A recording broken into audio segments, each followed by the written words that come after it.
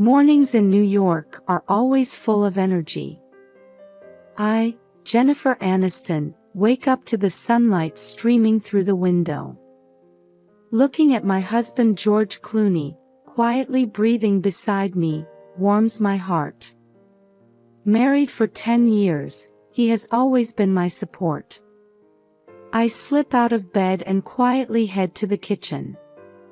While preparing breakfast, I glance at the family photos on the wall. A picnic in Central Park, watching a musical on Broadway, and Noah's 5th birthday party. Each photo overflows with our family's happiness. Mom! Noah's cheerful voice comes from upstairs. His smile brightens the start of my day. Good morning, Noah. Today's breakfast is your favorite pancakes, I call out, and Noah's eyes light up. George wakes up too, gently greeting us with, "Good morning, my loves." At 55, he's still charming and full of confidence as a successful real estate agent. But what I love even more is his devotion to family. During breakfast, we make plans for the weekend. How about a picnic in Central Park this Saturday? George suggests. Noah jumps up and down with joy. Yay! Dad, push me on the swings. I smile and remind them, but remember, Saturday morning is volunteer day. You haven't forgotten, have you? Reading to children at the local community center is one of my cherished activities. I've made many acquaintances in the neighborhood through this work. Of course I remember, Jenny, George answers. I'm proud of your activities. We can enjoy our picnic in the afternoon. Although George is successful in his work, he values family time.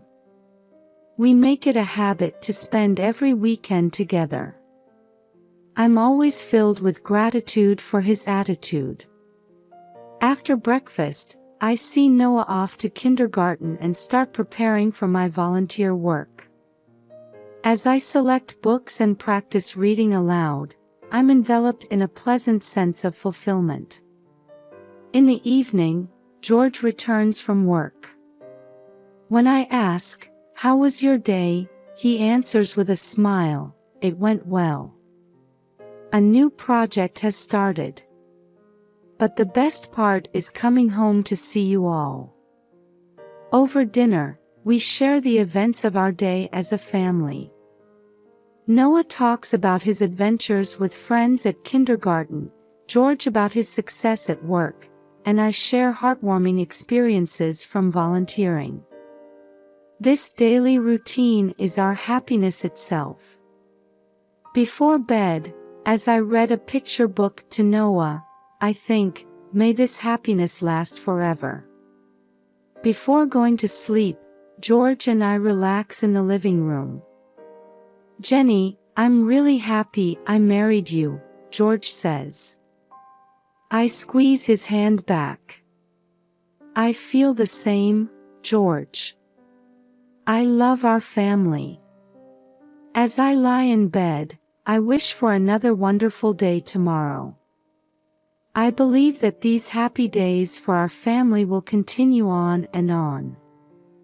A few days have passed since our weekend picnic in Central Park, and peaceful days continued. On a morning that seemed no different from usual, George woke up unusually early. Good morning, Jenny, George's voice made me turn around, and he was smiling with an unusually nervous look. What's the matter?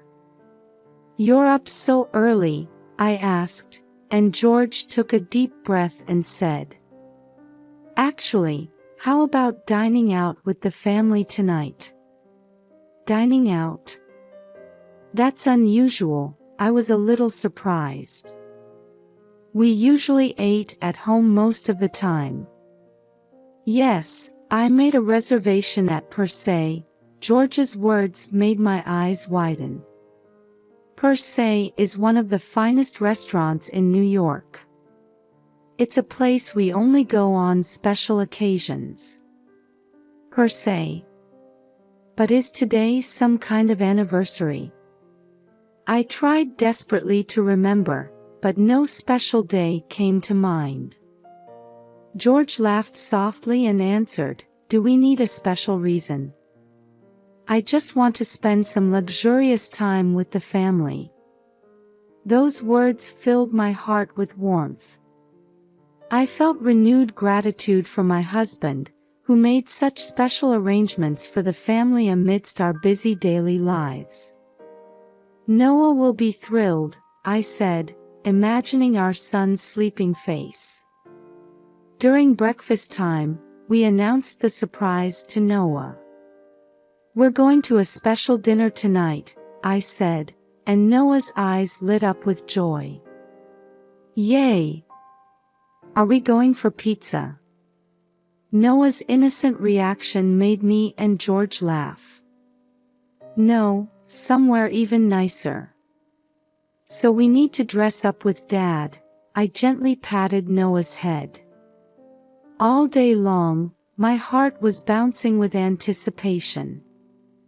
Even during volunteer activities, I couldn't help but wonder. Why did George suddenly make such a proposal? Is there something special happening? After returning home, we started getting ready. I chose Noah's favorite little suit. "Mom, do I look cool?"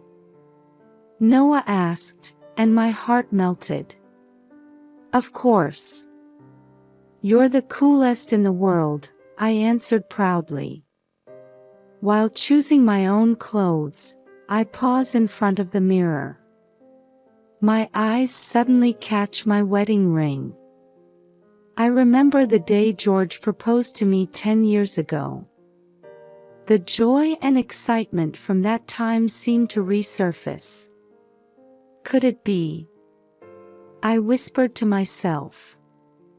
A feeling that something special might happen tonight makes my heart flutter. George is also quietly preparing. There's an air about him as if he's hiding some secret. But I have no idea what it could be. "Ready?" George's voice brought me back to reality. "Yes, I'm all set," I answer with a smile.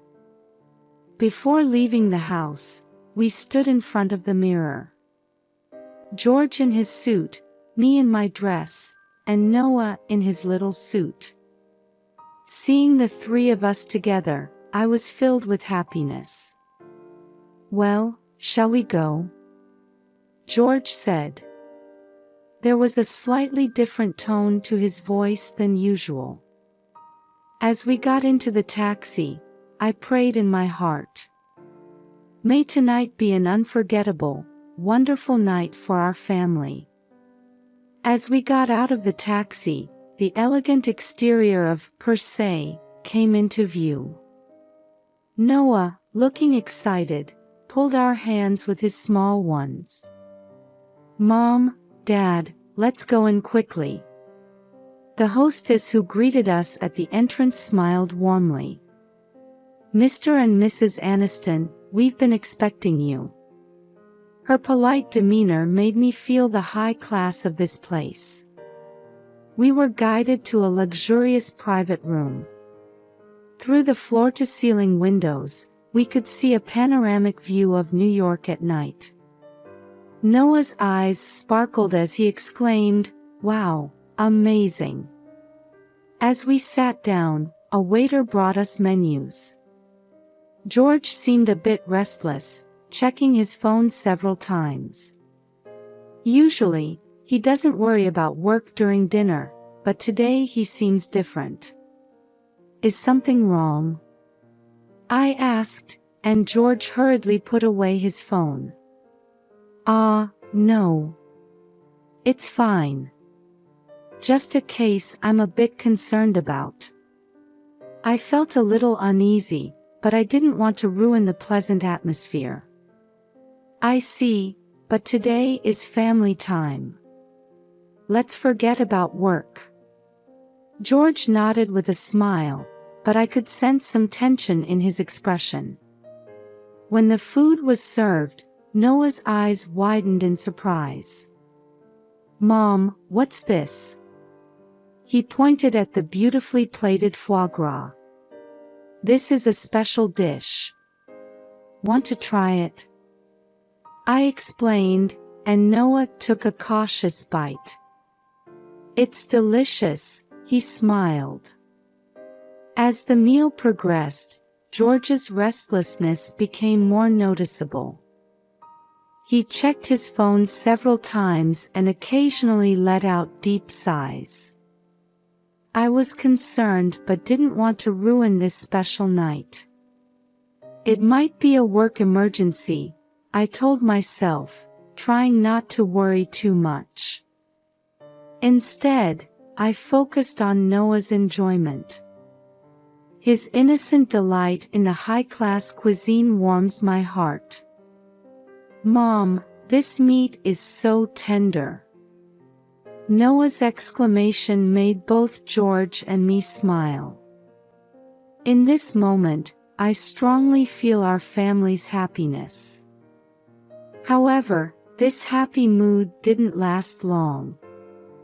As dessert time approached and the waiter brought the menu, Noah's eyes sparkled as he chose a chocolate parfait. "I'm going to the restroom for a moment," George stood up. As he left the table, a strange uneasiness welled up inside me. Suddenly, a young waiter approached me. His name tag read Matt. Matt looked around cautiously before whispering to me in a trembling voice. "Ma'am, you need to leave immediately. Your husband." I was shocked and almost cried out. Matt's serious expression told me this was no joke. "What do you mean?" I asked in a low voice. My heart was pounding furiously. Matt took a deep breath and started speaking carefully, as if choosing his words. "Please listen. Your husband is having an affair. And tonight, he plans to." His words made my mind go blank. "An affair? George? It can't be. We've built a happy home together." But suddenly, George's recent behavior flashes through my mind. Frequent phone checks, restless attitude. "How do you know all this?" I asked, trying desperately to stay calm despite my confusion. Matt continued with an apologetic expression. I'm a former intern at your husband's company. By chance, I started working here part-time, and today, I overheard your husband's conversation." Various thoughts were swirling in my head. Disbelief, fear, sadness, and anger. It felt like the trust we had built over the years was crumbling in an instant. But why tonight, us? The words caught in my throat. Matt shifted uncomfortably. "I don't know the details, but your husband's new partner found out about your existence." At that moment, I heard Noah's voice. "Mom, the parfait is delicious." Brought back to reality, I quickly turned to Noah with a smile. "Is that so? I'm glad you like it." Matt hurriedly tried to leave, but I grabbed his arm. "Wait, what should I?" "Ma'am, there's no time. You need to leave right now. I've called a taxi. It's waiting outside," Matt said with a serious look. Confused but determined, I looked at Noah. His innocent smile made me resolve. I must protect my son. Noah, hurry. We're leaving now, I said in a calm voice. But what about Dad? Noah looked puzzled. Dad will come later. Come on, let's go. I took Noah's hand and stood up. As Matt escorted us out, my head was full of confusion. Is this really happening? George, whom I've been with for years, is. Disbelief, fear, and sadness mixed together. Just before leaving the restaurant, I looked back and saw George returning from the restroom. Our eyes met, and he looked confused. At that moment, I felt like something decisive broke inside me. As we got into the taxi, I took a deep breath. What should I do now? But there's one thing for certain. Protecting Noah, that's the only thing I can do right now. As the taxi started moving, I hugged Noah tightly. It's okay, Noah. Mom will protect you. As the taxi started moving, my head was caught in a whirlwind of confusion. Next to me, Noah asked, Mom, why isn't Dad coming? But I couldn't find the right words. Noah, Mom needs to talk to you about something. Dad is going to be late because of work, I answered with a forced smile. Noah looked a bit disappointed but soon became distracted by the night scenery outside the window. Taking advantage of this, I instructed the driver to the west side of Central Park. As the taxi drove quietly, my phone started ringing. George's name appeared on the screen. A feeling of tightness gripped my chest. Ignoring the call, I opened a message from Matt instead. Please contact me when you reach a safe place. I'll explain in detail. Taking a deep breath, I replied, understood. We're heading to the west side of Central Park now. After a while, Matt called. I spoke in a low voice so Noah couldn't hear. Matt, please tell me everything in detail. On the other end of the phone, Matt hesitated a bit before starting to speak. Actually, I worked at George's company.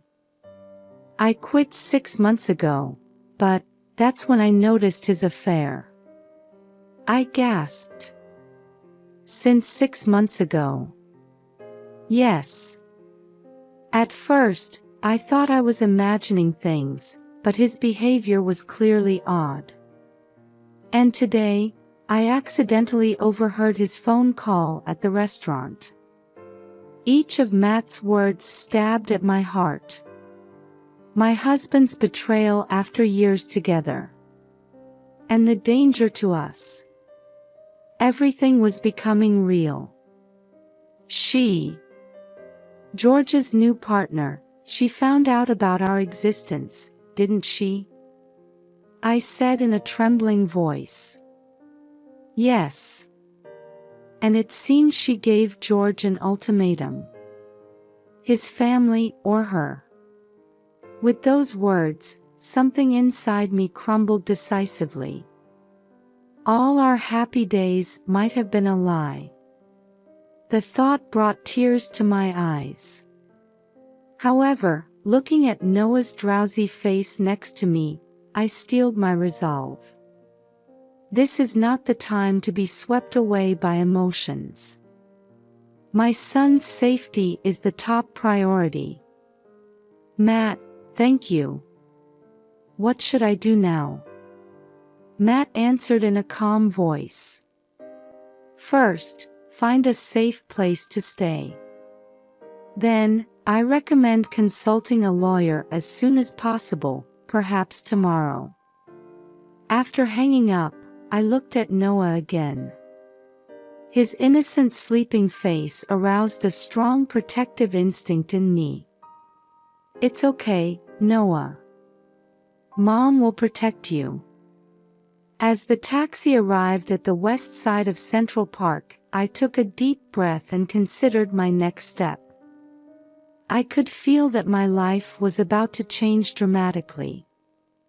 After getting off at the west side of Central Park, I headed without hesitation to my best friend Sarah's house. Sarah seemed surprised by our late-night sudden visit, but she seemed to grasp the situation immediately upon seeing my expression. "Jenny, are you okay? What happened?" At Sarah's worried voice, I finally let my tears flow. After putting Noah to sleep in the spare room, I told Sarah everything in the living room. George's betrayal, Matt's warning, and our current situation. "I can't believe it." Sarah was speechless. "But you can stay here.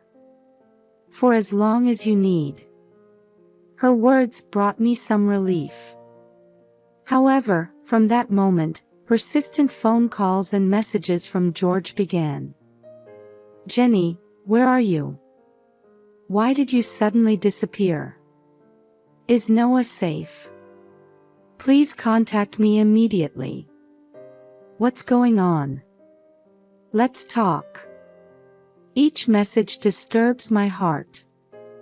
Even though they're words from someone I've trusted for years, now they all sound like lies. Sarah put her hand on my shoulder. "Don't reply. Let's consult a lawyer first." The next morning, I met with Lisa Green, a female lawyer Sarah introduced me to. After calmly listening to my story, Lisa gave me advice. "First, let's start the divorce proceedings. And depending on George's actions, we might consider a restraining order." I exhaled deeply. Divorce. Saying that word still doesn't feel real. And gathering evidence is crucial. Messages from George and Matt's testimony could be useful, Lisa continued. From this day, it felt like my new life had begun. While staying at Sarah's house, I kept in touch with Lisa and proceeded with the necessary steps. I still haven't told Noah the whole truth. I've only given him a simple explanation: Dad has gone away for a while. Every time I see his innocent smile, my heart aches. A few days later, a restraining order was finally issued. George can no longer approach us. This ensures temporary safety, but the wounds in my heart don't seem easy to heal.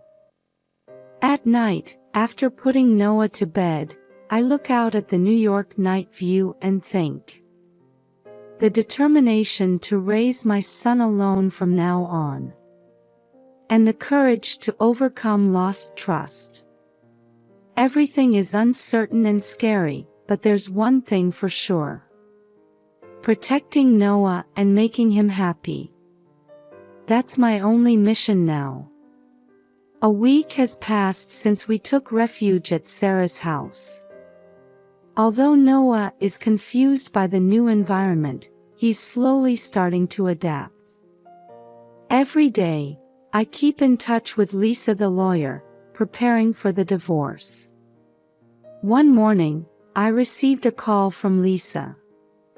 "Jennifer, there's important information. The woman who seems to be George's partner has contacted us. She wants to talk to you."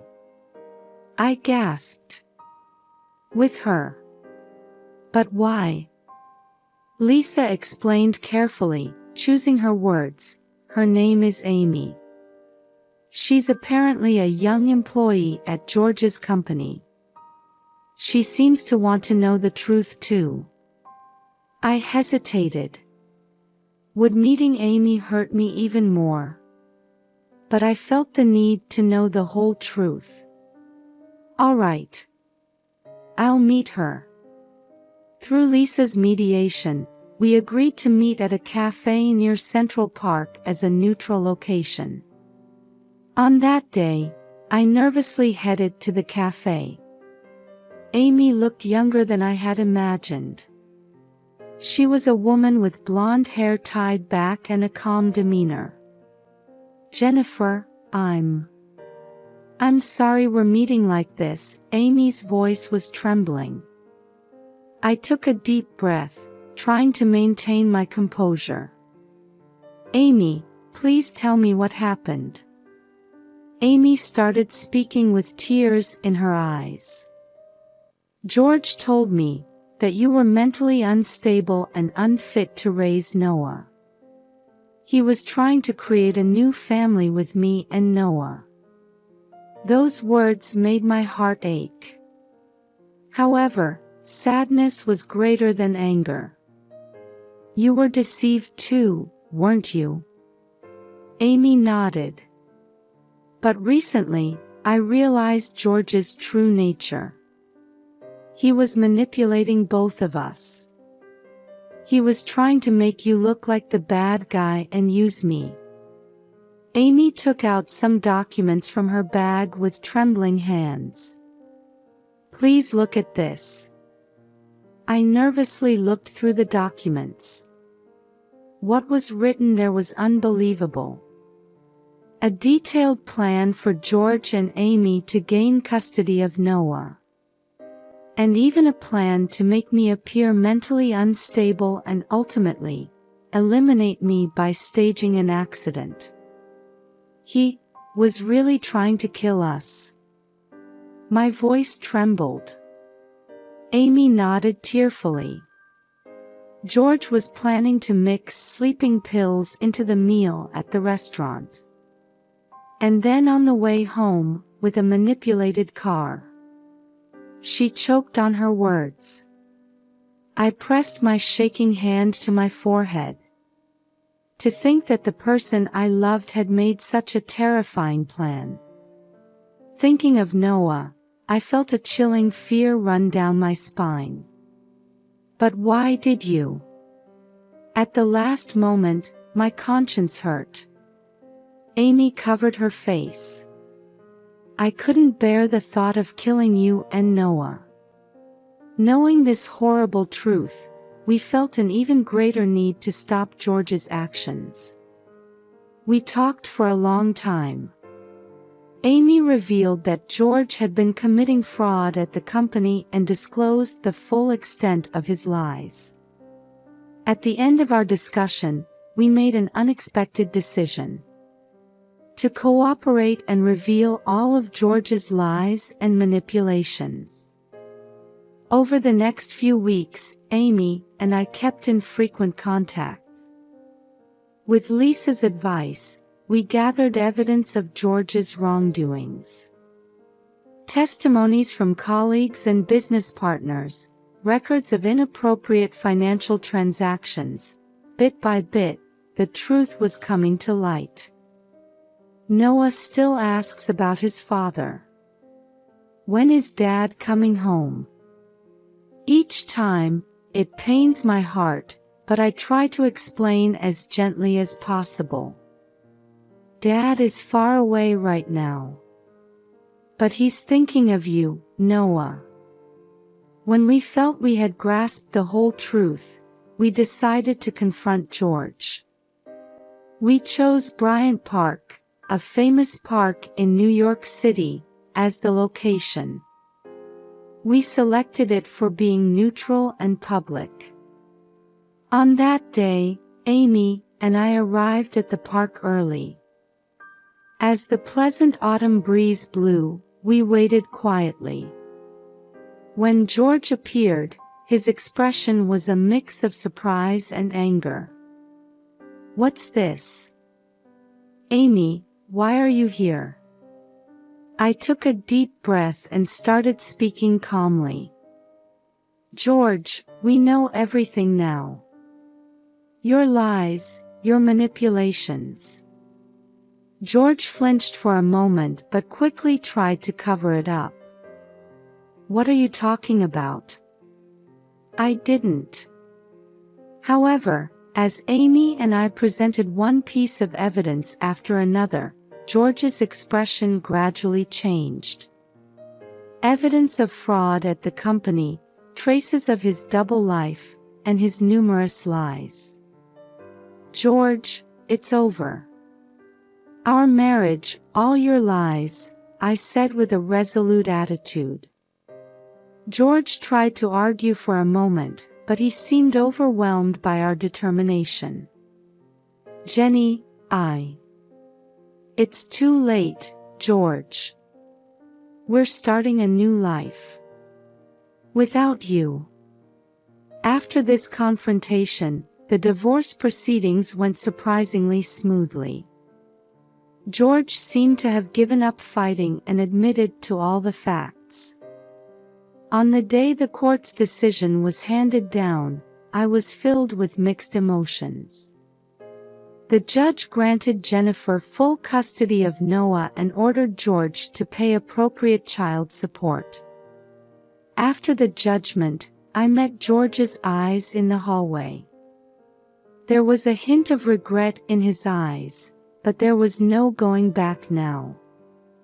Can I see Noah? George asked in a small voice. I thought for a moment before answering. For Noah's sake, yes. But let's take it slow. We need to put his feelings first. That night, as I put Noah to bed, my chest was full of expectations and anxiety for our new life. Mom, is Dad never coming back? Noah's innocent question made me smile gently. Dad, we'll be living in a different place now. But he loves you very much, Noah. Things will be different from now on, but we can be happy. Hugging Noah, I made a vow. No matter what difficulties lie ahead, I will protect this child and make him happy. That's the beginning of our new life. Looking out at the New York night view through the window, I took a deep breath. The road ahead won't be easy. But now I have courage and strength. And above all, I have my beloved son. Well, it's the start of a new adventure, I whispered.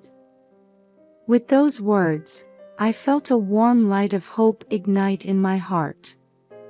The gentle spring sunshine softly illuminates the greenery of Central Park.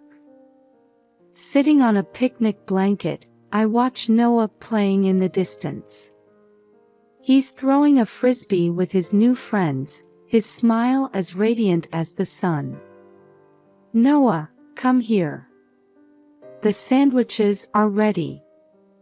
I call out, and Noah runs over energetically. Mom, did you see? I could throw it really far. That's amazing. I was watching you, I gently stroke his head. While Noah munches on his sandwich, I call my friend Sarah. Jenny, how are you? Sarah's voice warmly resonates. I'm doing well, really. It was tough, but I'm truly happy now. Noah is doing great too. After hanging up, I look at Noah once more.